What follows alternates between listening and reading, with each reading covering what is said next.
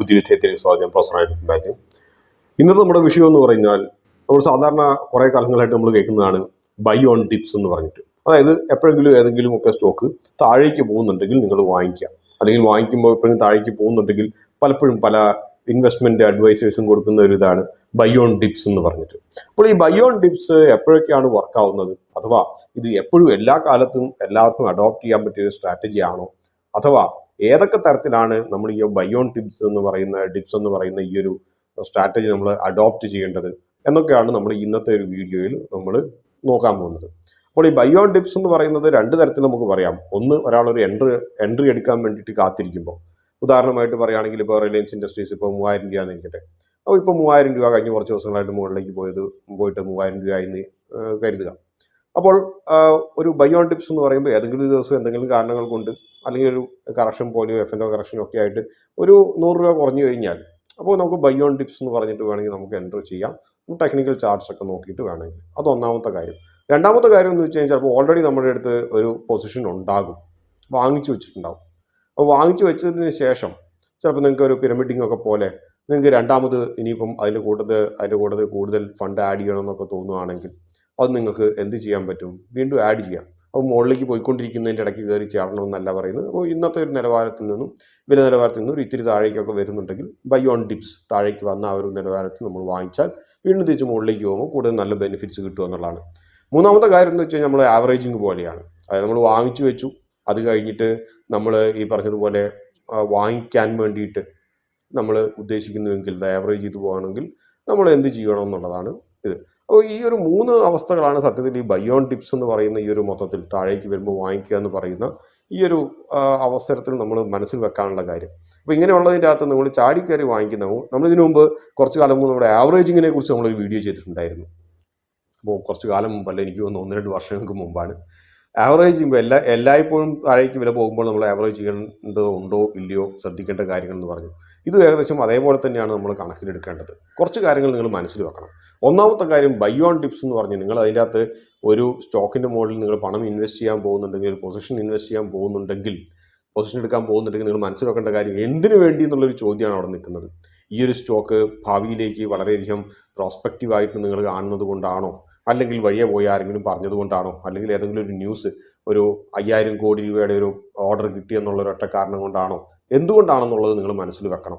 അപ്പോൾ ഈ ഒരു ഓർഡർ സൈസിൻ്റെ മുകളിൽ മാത്രം ഓൾറെഡി ഇപ്പോൾ അപ്രീഷിയേറ്റ് ചെയ്ത് പോയിട്ടുണ്ടോ, അപ്പം ഇനി നമ്മൾ ഒരു മുകളിലേക്ക് പോയിക്കൊണ്ടിരിക്കുന്ന ഒരെണ്ണത്തിൻ്റെ അകത്ത് മുകളിൽ കയറിയപ്പം അതിൻ്റെ ഏറ്റവും പീക്കിൽ കയറിയിട്ടാണോ പിടിക്കാൻ പോകുന്നത്, ഈ ഒരു കാര്യം നിങ്ങൾ എന്തിനു വേണ്ടി അതിൻ്റെ അകത്ത് എൻ്റർ ചെയ്യാൻ പോകുന്നു, അഥവാ എൻ്റർ ചെയ്യേണ്ട ആവശ്യമുണ്ടോ, അക്കാര്യമാണ് നിങ്ങൾ ആദ്യമായിട്ട് ആലോചിക്കേണ്ടത്.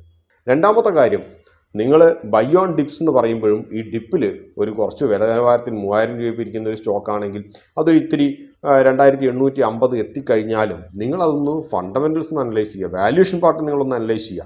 2850 എന്ന് പറയുന്നത് അതും ഇപ്പം വളരെ റീസണബിൾ ആയിട്ടുള്ളൊരു പ്രൈസ് ആണോ, അഥവാ ഇനി താഴേക്ക് വരാനുള്ളൊരു ചാൻസ് ഉണ്ടോ.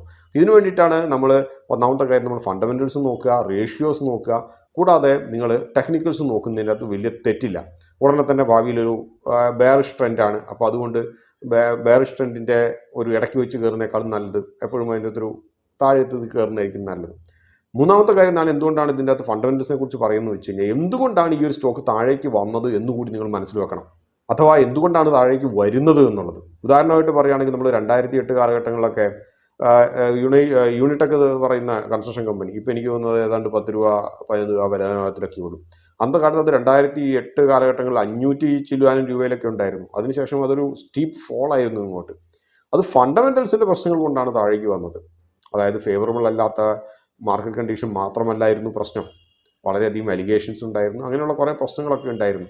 അപ്പോൾ അങ്ങനത്തെയുള്ള എന്തെങ്കിലും പ്രശ്നങ്ങൾ കൊണ്ടാണോ ഈ താഴത്തേക്ക് വരുന്ന ഒന്നുകൂടി നിങ്ങൾ മനസ്സിൽ വെക്കുക. ഇത് നിങ്ങൾ ആവറേജ് ചെയ്യുമ്പോഴും മനസ്സിൽ വെക്കേണ്ട ഒരു പ്രധാനപ്പെട്ട കാര്യമാണ്. എന്തുകൊണ്ട് താഴേക്ക് വരുന്നു എന്നുള്ളത് പ്രധാനപ്പെട്ട കാരണമാണ്. മൂന്നാമത്തെ കാര്യം എന്ന് വെച്ച് കഴിഞ്ഞാൽ നിങ്ങളുടെ പൊസിഷൻ സൈസിങ്ങും ഫണ്ട് എത്ര ഉണ്ടെന്നുള്ളതാണ്. കാരണം നിങ്ങൾ ബൈ ഓൺ ഡിപ്പ് എന്ന് പറഞ്ഞ് നിങ്ങൾ ഡിപ്പ് വരുമ്പോഴൊക്കെ നിങ്ങൾ അതിൻ്റെ അകത്ത് എൻ്റർ ചെയ്ത് കഴിഞ്ഞാൽ നിങ്ങളുടെ പോർട്ട്ഫോളിയോയിൽ ഈ ഒരു സ്റ്റോക്കിന് മാത്രമായിട്ട് ഒരു ഇൽ പ്രപ്പോർഷനായിട്ട് പൊസിഷൻ ഒരു ഔട്ട് ഓഫ് പ്രപ്പോർഷനായിട്ട് പോകുന്നുണ്ടോ എന്ന് നിങ്ങൾ ശ്രദ്ധിക്കുക. കാരണം നിങ്ങളൊരു വാങ്ങിച്ചു വെച്ചൊരു സ്റ്റോക്ക് ഉണ്ട്, അപ്പോൾ അത് ഭയങ്കര നല്ലതാണെന്ന് എല്ലാവരും കൂടെ ഇരുന്ന് പറയുന്നു, അല്ലെങ്കിൽ അത് വാങ്ങിച്ചതിനേക്കാളും വില കുറഞ്ഞു പോകുന്നു. അതുകൊണ്ട് എപ്പോഴും ബൈ ഓൺ ഡിപ്പ് താഴേക്ക് വരുമ്പോൾ നിങ്ങൾ വാങ്ങിക്കുന്നു, ഒന്നുകിൽ ആവറേജ് ചെയ്യുന്നു, അല്ലെങ്കിൽ പൊസിഷൻ നിങ്ങൾ കൂട്ടിക്കൊണ്ടിരിക്കുന്നു. അതിൻ്റെ പ്രകാരം നിങ്ങൾക്ക് ആകെ 1 ലക്ഷം രൂപ ഫണ്ടുണ്ട്, ഇത് വളരെ നല്ലതാണെന്ന് പറഞ്ഞ് നിങ്ങൾ പൊസിഷൻ കൂട്ടി ഇരുന്നിട്ട് അവസാനം 60,000 രൂപ കൂടി ഈ ഒരു ഒറ്റ സ്റ്റോക്കിൻ്റെ മുകളിൽ ഇൻവെസ്റ്റ് ചെയ്ത് കഴിഞ്ഞാൽ നിങ്ങളുടെ പൊസിഷൻ സൈസിങ് നിങ്ങൾക്ക് കറക്റ്റാണെന്ന് പറയാൻ കഴിയില്ല. അപ്പോൾ നിങ്ങളൊരു റിസ്ക് പ്രൊഫൈലിൽ നിങ്ങൾ മാറിപ്പോയി. അപ്പോൾ ഇങ്ങനെയുള്ളതും കൂടി സംഭവിക്കുന്നുണ്ടോ എന്നുള്ളത് നിങ്ങൾ നോക്കണം. ബൈ ഓൺ ഡിപ്സ് എന്ന് പറഞ്ഞ് എപ്പോഴൊക്കെ താഴേക്ക് വരുന്നു അപ്പോഴെല്ലാം ചാടി കയറി വാങ്ങിക്കുക എന്നുള്ളത് മാത്രം ആകരുത് നിങ്ങളുടെ ഒരു ലക്ഷ്യം. പിന്നെ ബൈ ഓൺ ഡിപ്സ് എന്ന് പറയുന്ന ഒരു മന്ത്രം മനസ്സിൽ വെക്കുന്നവർക്ക് ഒരു പ്രശ്നം എന്ന് വെച്ച് കഴിഞ്ഞാൽ ഇവരുടെ പലപ്പോഴും റിസ്ക്, ഞാൻ നേരത്തെ പറഞ്ഞ പോലെ തന്നെ അവരുടെ റിസ്കിൻ്റെ മുകളിലൊരു ഒബ്ജക്റ്റീവ് തന്നെ മാറിപ്പോകും. നിങ്ങളുടെ പോർട്ട്ഫോളിയോ നിങ്ങൾ ക്രിയേറ്റ് ചെയ്തിരിക്കുന്ന ഒരു മോഡറേറ്റ് റിസ്കിലേക്ക് വേണ്ടിയിട്ടാണെങ്കിൽ ബൈ ഓൺ ഡിപ്സ് എന്ന് പറഞ്ഞ് നിങ്ങൾ പലപ്പോഴും എപ്പോഴും ഡിപ്പ് വരുമ്പോഴൊക്കെ നിങ്ങൾ ബൈ ചെയ്യുമ്പം ഈ ഇൻ പ്രൊപ്പോർഷൻഡ് ആയിട്ട് പോകുന്നത് കൊണ്ട് നിങ്ങളുടെ പ്രൊഫൈൽ പലപ്പോഴും ഒരു സ്റ്റോക്കിൻ്റെ മുകളിലൊരു ഡിപ്പെൻഡൻസി കൂടിയിട്ട് ഒരു റിസ്കി കാറ്റഗറിയിലേക്ക് മാറിപ്പെടാനുള്ളൊരു ചാൻസ് ഉണ്ട്. 4ാമത്തെ കാര്യം എന്ന് വെച്ച് കഴിഞ്ഞാൽ മാർക്കറ്റ് ടൈമിംഗ് ആണ്. താഴേക്ക് വന്നു എന്നത് മാത്രം വാങ്ങിക്കാനുള്ളൊരു കാരണമല്ല. ഉദാഹരണമായിട്ട് പറയുകയാണെങ്കിൽ എന്തെങ്കിലും ഒരു ന്യൂസ് മൊത്തം ബാധിക്കുന്ന ഒരു ന്യൂസ്, ലോകത്തെ ബാധിക്കുന്ന ഒരു കാര്യം, മാർക്കറ്റിനെ ബാധിക്കുന്ന ഒരു കാര്യം, അതുകൊണ്ട് മൊത്തം സ്റ്റോക്കുകളും താഴേക്ക് വരുന്നു, ഇനിയും വന്നുകൊണ്ടിരിക്കുന്ന ഒരു തോന്നലുണ്ടെങ്കിൽ നിങ്ങളിത് താഴേക്ക് നിങ്ങൾ വാങ്ങിക്കാൻ ഉദ്ദേശിച്ചതിനേക്കാളും ഒത്തിരി താഴേക്ക് വന്നു, അതുകൊണ്ട് ഞാൻ ഓടിപ്പോയി വാങ്ങിക്കാമെന്ന് പറയുന്നതിൻ്റെ അത് കാര്യമില്ല. അപ്പോൾ അതുകൊണ്ട് ടൈമിങ്ങും മാർക്കറ്റ് സെൻറ്റിമെൻറ്റുമാണ് 4ാമത്തെ കാര്യം. അത് ഫേവറബിൾ ആണെന്നുള്ളത് നിങ്ങൾ ഉറപ്പുവരുത്തുക. അല്ലെങ്കിൽ നിങ്ങൾ ക്ഷമയോടുകൂടി കാത്തിരിക്കുക. സ്റ്റോക്ക് മാർക്കറ്റിനെ സംബന്ധിച്ച് ക്ഷമ ആട്ടും സൂപ്പിൻ്റെ ഫലം ചെയ്യുമെന്ന് പറയുന്ന പോലെ തന്നെ ക്ഷമയുണ്ടെങ്കിൽ അത് നിങ്ങൾക്ക് സെല്ല് ചെയ്യാനാണെങ്കിൽ ശരി, ബൈ ചെയ്യാനാണെങ്കിൽ ശരി, ക്ഷമയുണ്ടെങ്കിൽ നിങ്ങൾക്ക് പ്രത്യേകിച്ച് വലിയ കഷ്ടപ്പാടുകളൊന്നും ഇല്ലാണ്ട് സ്റ്റോക്ക് മാർക്കറ്റ് ഇൻവെസ്റ്റ്മെൻറ്റ് ലാഭകരമാക്കി മാറ്റാൻ പലപ്പോഴും കഴിയും. 5ാമത്തെ കാര്യം എന്ന് വെച്ച് കഴിഞ്ഞാൽ നിങ്ങളൊരു സ്റ്റോക്ക് വാച്ച് ലിസ്റ്റിൻ്റെ അകത്ത് എടുത്തിട്ടുണ്ട്, ബൈ ഓൺ ഡിപ്സ് എന്ന് പറഞ്ഞിട്ട് താഴേക്ക് പോകുമ്പോൾ ഞാൻ വാങ്ങിക്കാമെന്ന് ഉദ്ദേശിക്കുന്നുണ്ടെങ്കിൽ നിങ്ങൾ ഈ ഡിപ്പ് വരുന്നതിൻ്റെ, നേരത്തെ പറഞ്ഞ പോലെ ഡിപ്പ് വരുന്നതിൻ്റെ പ്രധാനപ്പെട്ട കാരണം നിങ്ങൾ നോക്കിക്കൊണ്ടിരിക്കുക. ഇല്ലെങ്കിൽ ചിലപ്പോൾ പലപ്പോഴും ഫോൾസ് ഡിപ്സ് ഒക്കെ വരാനുള്ളൊരു ചാൻസ് ഉണ്ട്. അപ്പോൾ അതിൻ്റെ അകത്ത് ഫണ്ടമെൻ്റൽസും നേരത്തെ പറഞ്ഞ പോലെ മോശമായതുകൊണ്ടാകാൻ വഴിയില്ല. ചിലപ്പം ചിലതൊരു ഫ്ലക്ച്വേഷൻസ് ആകാം, അതേസമയം ചിലതൊക്കെ ഒരു കറക്ഷൻ്റെ ഒരു തുടക്കമാകാം. ഫണ്ടമെൻ്റൽസ് മാറിയത് കൊണ്ടൊന്നുമല്ല, ചിലപ്പോൾ ഒരു ക്വാർട്ടറിൻ്റെ റിസൾട്ട് നല്ലതല്ല എന്നുള്ള ഒറ്റ കാരണം കൊണ്ട് ചിലപ്പം ഒരു ചെറിയൊരു കറക്ഷൻ, ഒരു 4-5 ദിവസം നീണ്ടു നിൽക്കുന്ന ഒരു കറക്ഷനിലേക്ക് ചിലപ്പോൾ പോയേക്കാം. അപ്പോൾ അതുകൊണ്ടാണ് ഞാൻ പറയുന്നത്, നിങ്ങൾ പ്രൈസ് മൂവ്മെൻറ്റ് നിങ്ങൾ ക്ലോസ് ആയിട്ട് വാച്ച് ചെയ്യുക.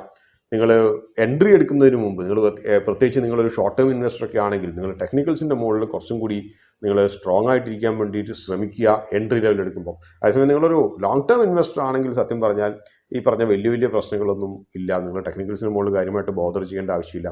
കാരണം ഈ ചെറിയ ഒരു ഹയർ പ്രൈസിൽ നിങ്ങൾ എൻട്രി ചെയ്താൽ പോലും അത് നിങ്ങൾക്കൊരു 1 ഇയർ പീരീഡ് എന്നൊക്കെ പറയുമ്പോഴത്തേനും അതിനുള്ളിൽ മിക്കവാറും അത് കറക്റ്റ് ചെയ്ത് പോകാനാണ് വഴിയുള്ളത്. അപ്പോൾ ഈ പറഞ്ഞ കാര്യങ്ങളൊക്കെ നിങ്ങൾ പ്രത്യേകിച്ച് ശ്രദ്ധിക്കുക. ബൈ ഓൺ ടിപ്സ് എന്ന് പറഞ്ഞിട്ട് ചാനലുകളിലും യൂട്യൂബ് ചാനലുകളിലും അതേപോലെ തന്നെ ടെലിവിഷൻ ചാനലുകളിലും ഒക്കെ എക്സ്പേർട്സ് വന്ന് പറയുമ്പോൾ നിങ്ങൾ ചാടിക്കയറി, എപ്പോഴും ഡിപ്പ് ഉണ്ടാകുമ്പോൾ ചാടിക്കയറി വാങ്ങിക്കാണ്ടിരിക്കുക.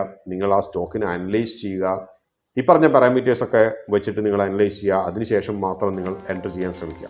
ഇതോട് ഈ ഒരു അധ്യായം ഇവിടെ അവസാനിക്കാൻ മറ്റൊരു അധ്യായം കൊണ്ട് കാണാം. അതുവരെ നന്ദി, നമസ്കാരം.